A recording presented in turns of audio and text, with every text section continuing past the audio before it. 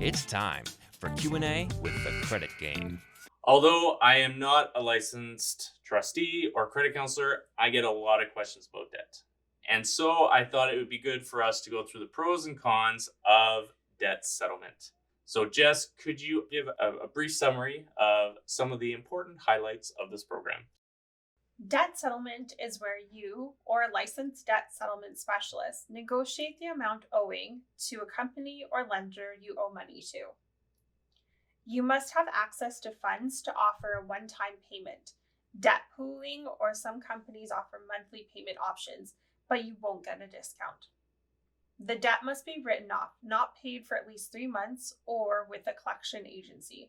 The older the debt, typically the better the discount. There is a link in the More Info section that outlines how to save thousands by negotiating the debt yourself.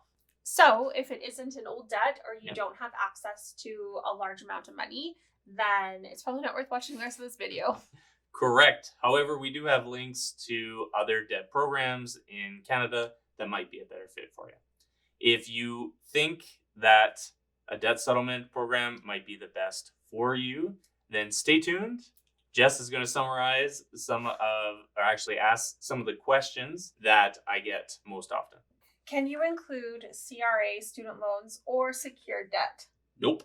The government, student loans, or creditor that is secured won't negotiate the outstanding balance. You can check out the More Info section to find out links to pros and cons to some programs that will. Do you get to keep your assets? Yes, you can keep your vehicle, house, and investments. Do you have to pay 100% of your debt, or can you get a discount on the amount owing? You can pay $1 or the full amount. It affects your credit the exact same way. So I suggest negotiating. Can you choose which debt is included? Yes, an account that has been written off or is in collections can be negotiated. You can settle them all at once or one at a time. It's up to you. What is the maximum term? Or in other words, how long are your payments stretched over? 5 and 6 don't apply because it's a lump sum payment, so there are no terms or anything like that. Who is it administered through?